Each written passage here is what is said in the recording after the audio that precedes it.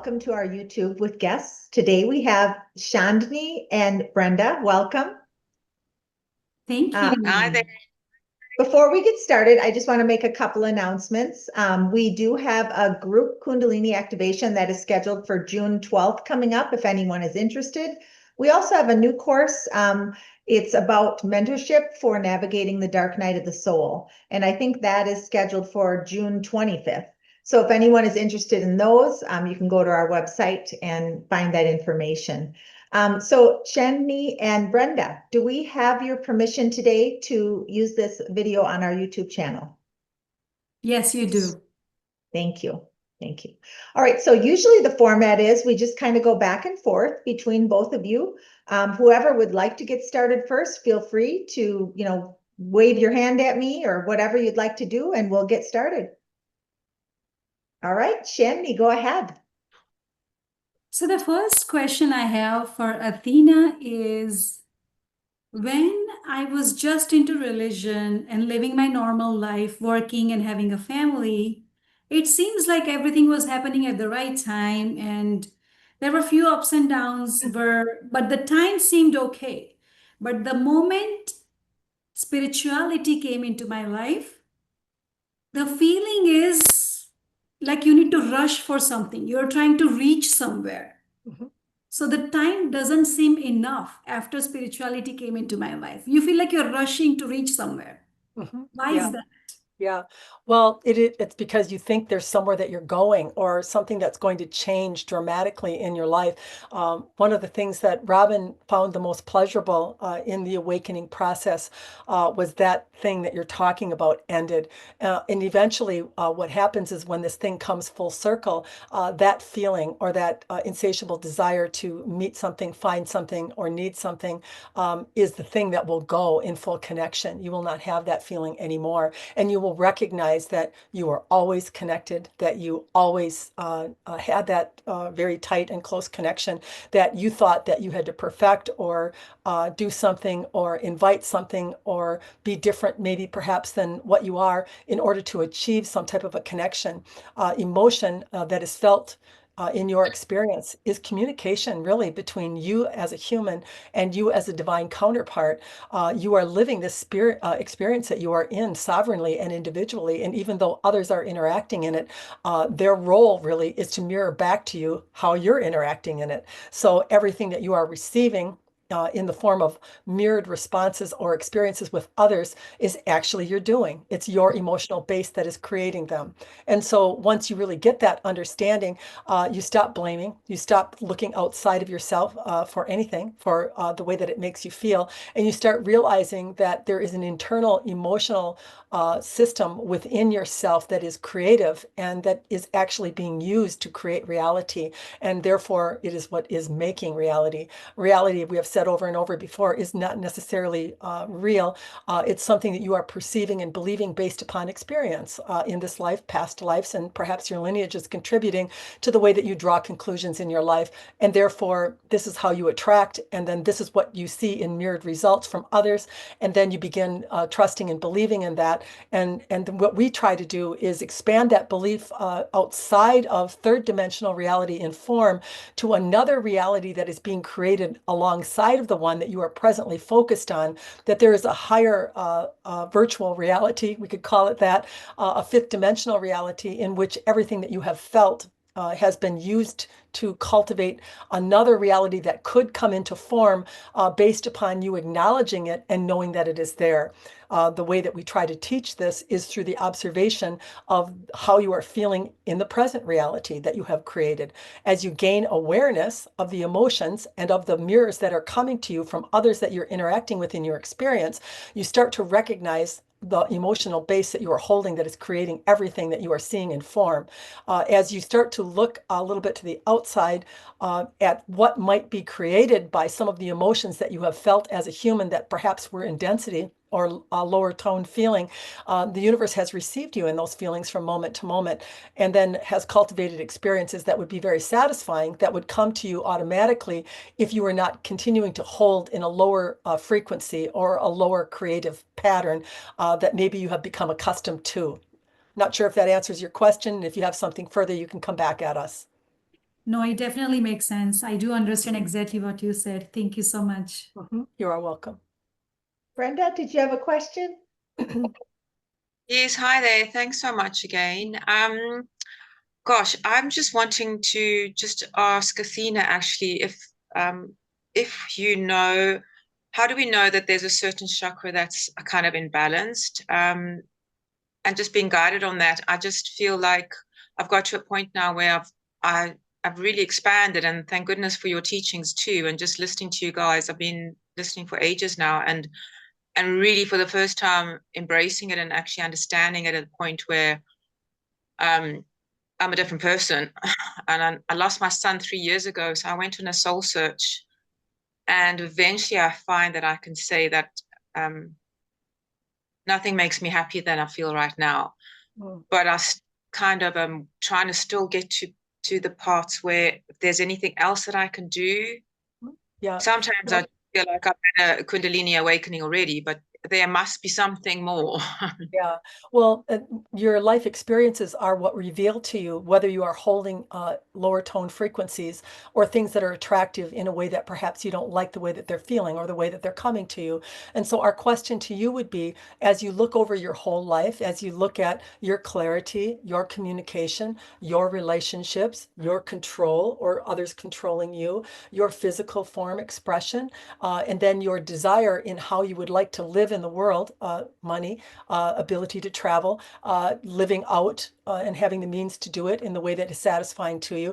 As we give you that brief overview of your life and ask you how satisfied are you in all areas, because if you were fully satisfied, if you were able to sit there right now and say, you know what, I'm getting it all. I'm in every one of those areas. I'm feeling really wonderful, and experiences are coming to me exactly in the way that I want to feel. Then you would be having an open center. You would be receiving the full flow of the source energy that is available to you through that energy center, and therefore the frequency of that center and the rapid spin of it would not permit negative tone emotions to reside in that area of the body or in that sending and receiving device.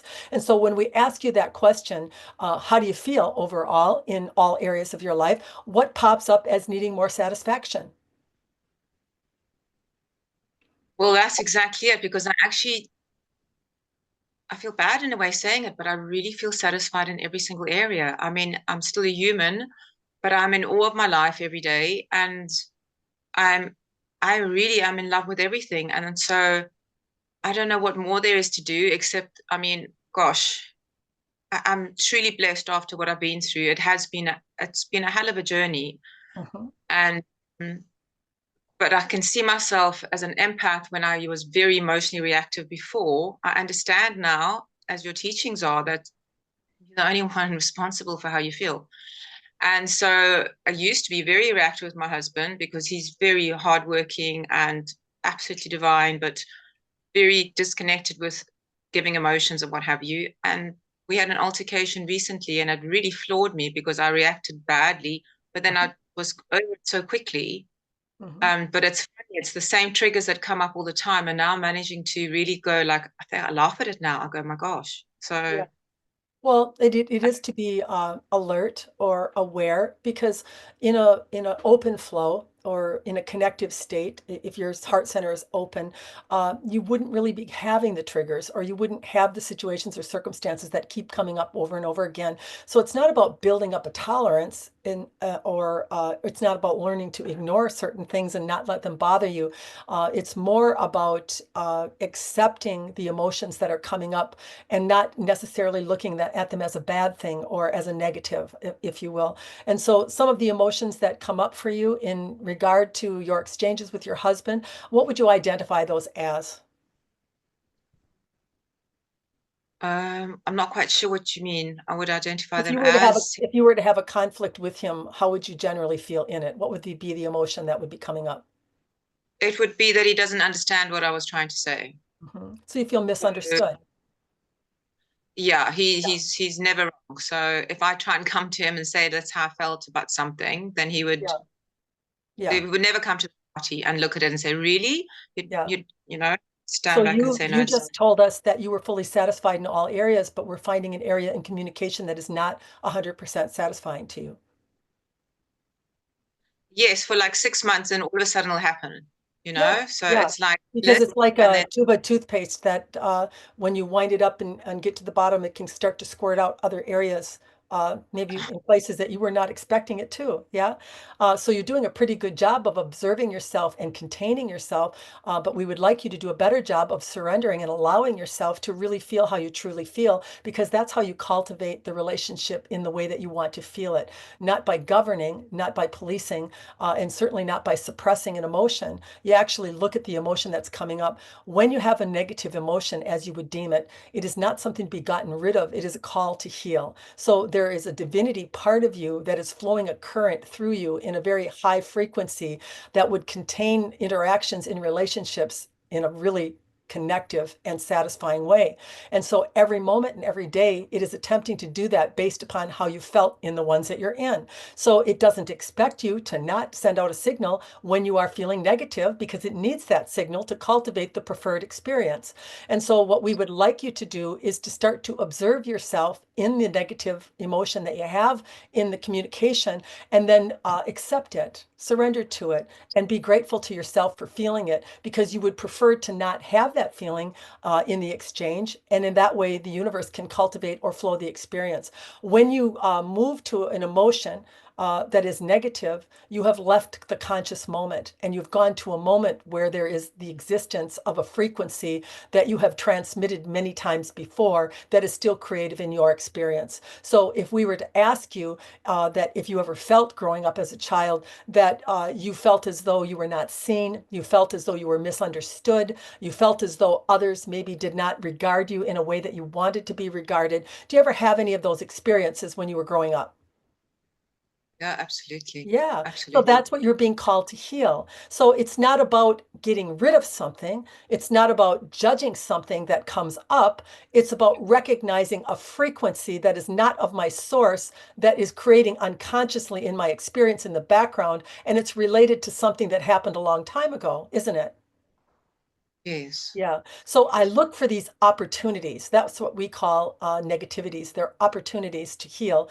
And so whenever I have a conflict, I don't think, oh, now I'm a spiritually connected person because I'm able to swallow that one and tolerate that one. That's not what you want to do. You want to be surrendering. You want to be compassionate and loving and kind to yourself in your free will choice to send out a signal in exactly how you're feeling in your experience to create the way that you prefer to feel. And so you are to go with that moment and heal yourself of it and recognize that that's an emotion that you had a long time ago. And actually, there is no outside cause. Your husband is not the cause of that emotion. It's an emotion that you had long before you ever met him. And he is just a stimulant or a mirrored result of that in those brief moments that you are having with him.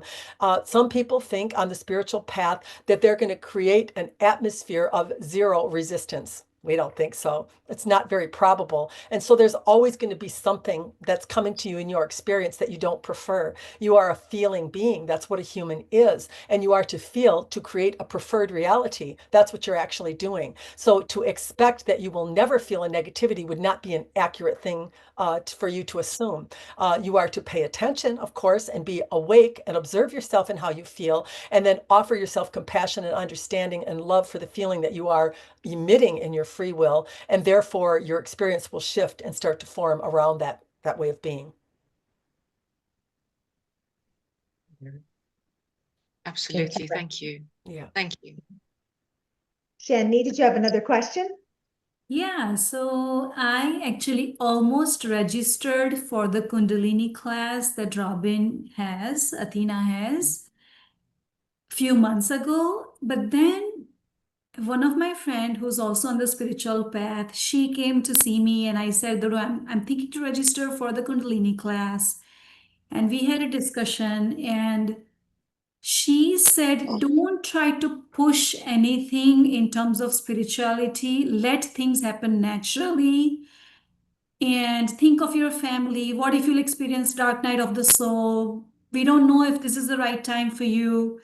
Do you have sufficient knowledge about it? So I got into fear about Kundalini class. Yeah. So then I did not register. So my question to you is everybody attending the class, Kundalini gets activated for everyone or only for certain people it happens? So first and foremost, everything that you are feeling is not by an outside cause. So the fear that you experienced in the exchange that you had nothing to do with us or an activation. Yeah. So you had some fear revealed to you that the outside influence that of what someone else thinks and feels that is best for you had an impact on you. And therefore your system or your guidance system responded to, you are the picker and chooser. You are the one that gets to decide whether something in fact is a loving and connective and good experience, or whether it's a problematic, suffering and troublesome experience. So you would be the one that would determine that by what you would agree to, by what you encounter in others. Do you understand?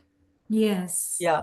As far as the activation goes, activations are primarily used along with the application of light language to stimulate the field at a very high frequency and therefore kick out or bring up experiences that are presently lodged in each one of the energy centers. And we move to getting them to understand and to release that energy through compassion, love, and understanding. And that's what actually eliminates the possibility of a dark night of the soul. The more that we lift off the negativity in understanding and in compassion and in love for ourselves in what we feel in our experience, the less likely we would have for a barrage of experiences that would reflect that energy unknowingly if you did not do it that way. It's one of the reasons that we have implemented activations, is so that we can kind of softly or gradually release energy from the field of those that are coming with that observation or endeavor in mind, and therefore could have a pleasant experience with it.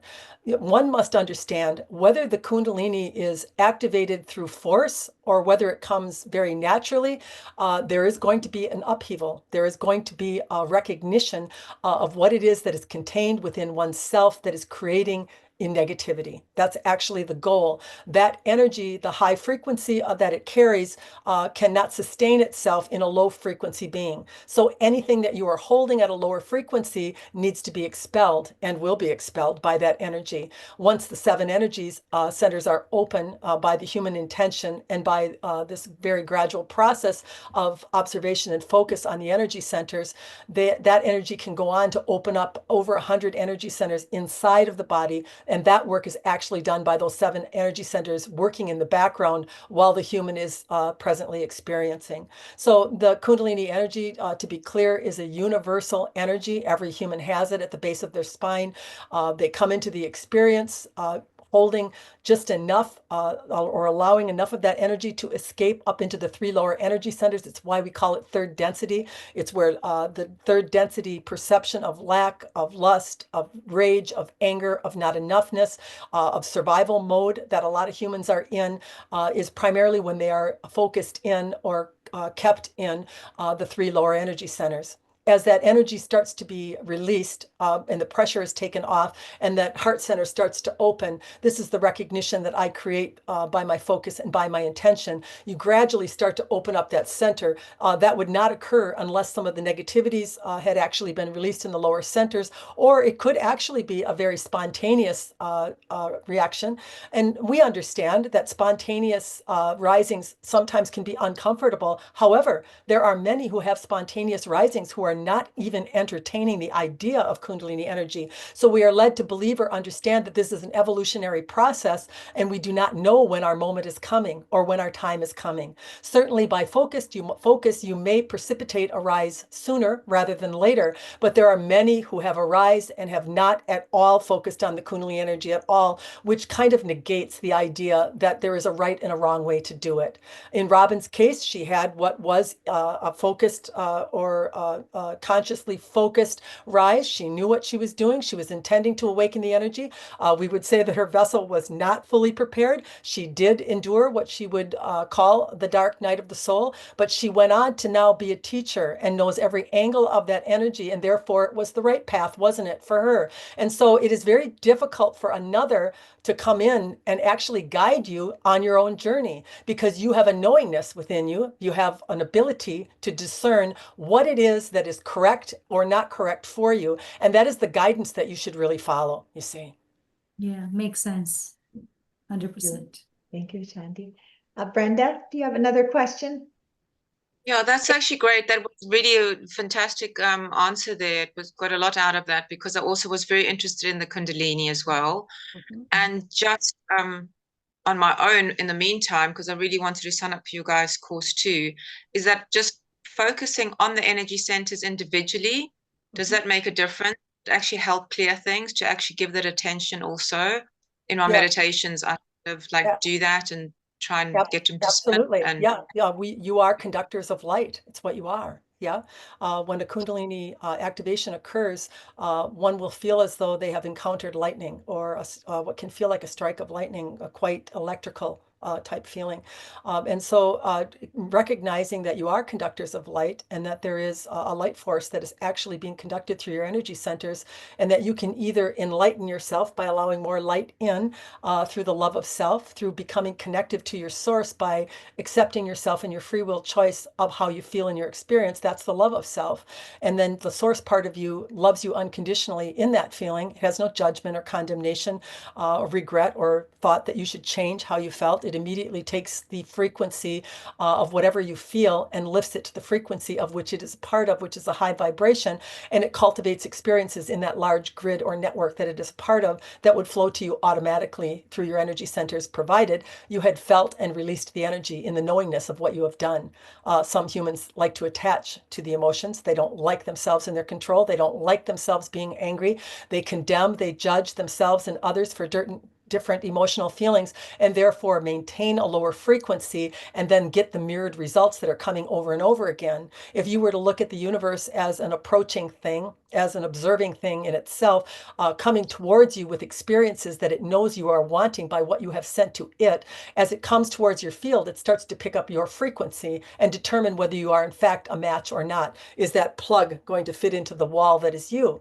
If you are carrying a low frequency in what you created in, which might have been a little bit of negativity, it is not able to make that transfer or allow those good experiences to flow into you, and therefore it would drift back out. You would not feel very good. Yeah, you would feel some of the negativity again that you are creating with, and pretty soon another experience would come to you, and not to punish you, but to signal you, this is what you are holding in the way that you are creating right now that is denying me the entrance into you with what I have created by that feeling that I received from you many times before, you see. thank you. Mhm. And just on that, if I can ask, how different would I feel afterwards? What would be the difference between Brenda before the awakening and after? Yeah. Well, what we are hoping and what we try to achieve in those exchanges is to really make you understand that you are all gods, that you are all connected to your source, and that through this perception and believability is actually what causes a transfer or what is coming to happen. We actually had a lady in a private activation who did receive an activation or an electrical charge. Robin and her both got locked in it during the session, and it's not something that occurs every time.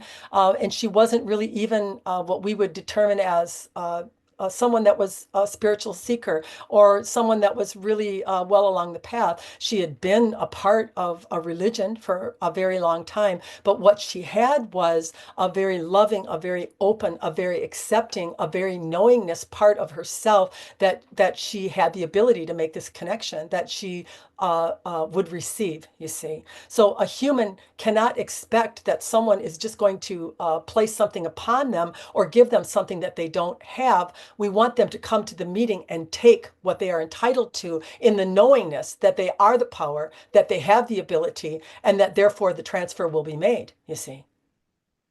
It's always about likening yourself to it. Thank you. Thank you. Candy, did you have another question?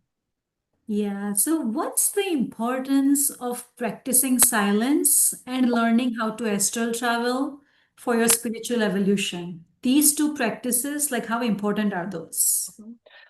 We don't push any practice as necessarily being necessary or important. Everything is done by the way that it makes you feel. If you feel connective in having an out-of-body experience, if you feel that silence in some way satisfies you, that satisfied feeling that you're creating through the practice is the thing, that believability. If I do the practice, this is going to happen. And me believing and trusting in that is what actually causes or applies that practice in a positive way towards yourself. And so it is all about your believability. We look at practices as tools, as assistive tools to enhance the belief and the perception that if I do this thing, that this thing is going to happen. Yeah. Sometimes in a silence type practice, one can begin to observe themselves in how they truly feel. They can actually start to perceive and see how they are creating in their experience. So it actually gives them an opportunity to be out of busyness or out of something occupying themselves 24 hours a day, and to actually be able to feel themselves in their experience and use that in their behalf, you see.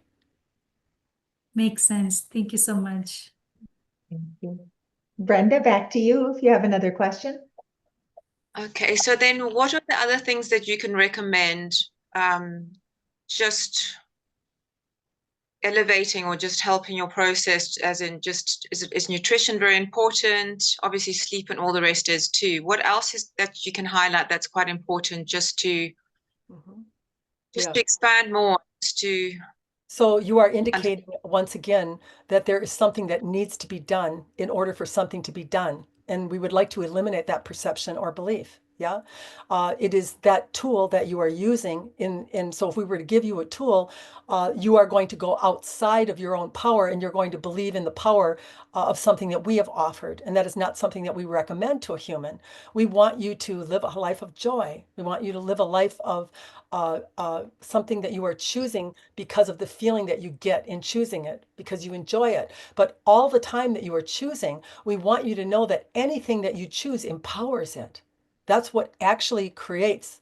You create in the choosing of it, in the accepting of it, in the love of it. That's how you actually cause something to work in your behalf. And so it's not really about the quote unquote practice. It's in the what am I transferring? What am I doing in the way that this makes me feel? What is it offering me? And we're not saying that that's a bad thing. There are some very psychic people who do wonderful work using tarot cards or pendulums and the like. And they work for them because they are transferring that strong belief and perception outside of themselves, and they're relying on that tool, and therefore the divine flows through it, you see. So, but we want you to understand, make no mistake about it, the power that's flowing through those tools is you. I love that. Love that. Thank you. Mhm. Thank you. Chandni, back to you if you have another question. Yeah, so I was wondering if Athena is able to scan my energy and give me a message to proceed on this path in light language. Amaneriato koteniatro shikite ata matidikete yatro kotorishute ketenda drakaron yatera akotorko shate katariato kanyateri keterikoro yatro koshite. Yeah, it is the divinity part of you saying there's a particularness about you, a way about you that you were satisfied in your life, as you said, prior to getting on the spiritual path, and now there is a little bit of a dissatisfaction or a feeling of going and going. You're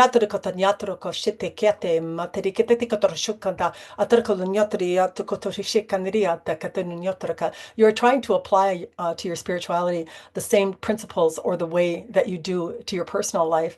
It's a little bit analytical, a little bit achievable, a little bit mechanical, if you will.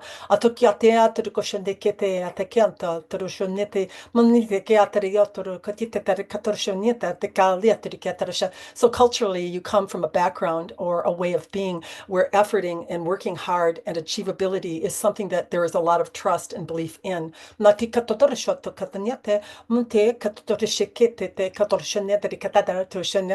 saying that that type of presence doesn't work, that applying yourself in hard work isn't necessarily an effective means or tools to achieve something. That's not what we're saying. But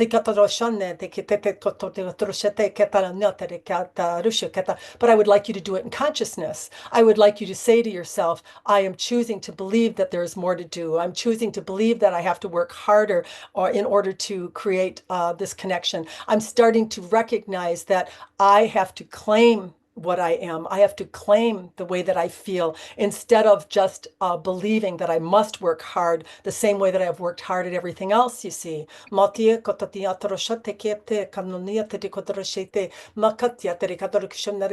couldn't be anything more false in the whole world than thinking someone has to work hard to get something, because the moment you've desired something, it exists.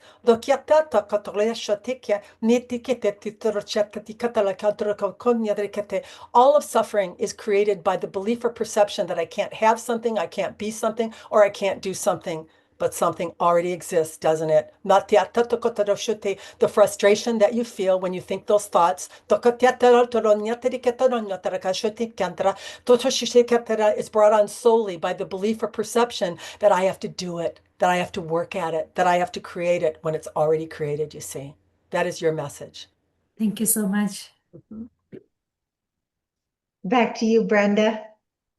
That is hysterical, because I was almost exactly the same as Chandri asked right now. Funny, because I was going to suggest that Athena give a light language message to both of you, and I didn't even have to suggest it because you guys already said it. It's so funny because she said exactly, almost word for word. So thanks, Chandri, and thanks, Athena. That was beautiful. So yes, please. It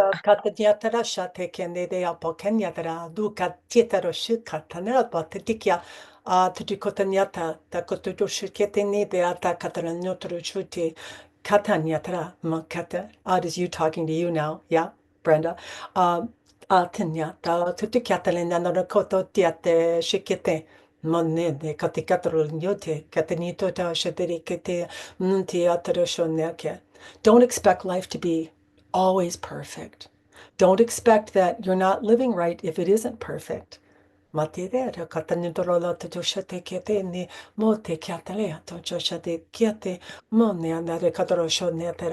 richness of all of it, of feeling, of knowing, of being on this planet and being able to experience yourself in contrast. That's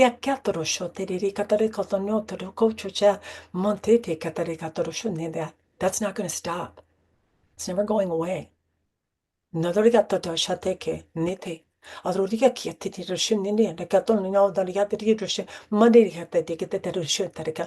you try to make it go away, you'll start to create an inauthentic self, a spiritual self, something else that needs saving or repairing, you see.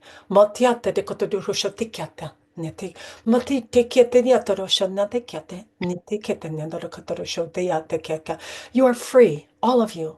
You are free to feel your experience exactly, authentically, the way that you do.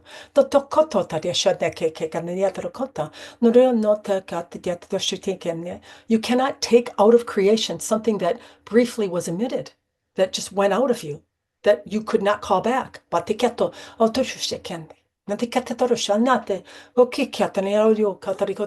would you want to? What purpose would there be in trying to recall something that has already created something in you that's a better you? Just because something has a pinch to it or a sting to it does not mean that it has not created something grand, you see. And this is what we would like to leave you with today. Let go of any idea that there is a good life or a bad life, and just live life, you see. Well, thank you both, Shandy and Brenda. Thank you both for coming on today. If we have other listeners that are interested in being a guest on our YouTube, please email me, Heidi, at athenaintruth.com, and we'll get you added to the list. So again, thank you Really both. appreciate it. Thank you so much. Like my eyes are almost teary, and I'm sure I'm going to watch this recording like 10 times. It Well, touched me so much. one of the things about light language is it's a stimulant to your field in a very positive way. And crying is very common. It's something that happens. At first, I started doing it in sessions, and I had weeping people all the time. And I finally like, what's going on here with all the crying? And then I just want to rush and hug you and Athena. That's the feeling I'm having. My heart is just, it's full of thank you. love. Thank you so much. I so appreciate that. Thank you. Thank you. Hope you have a wonderful rest of your day. Thank you, you. everyone. Good day. Thank you. Good day. Yeah. Good day. Bye.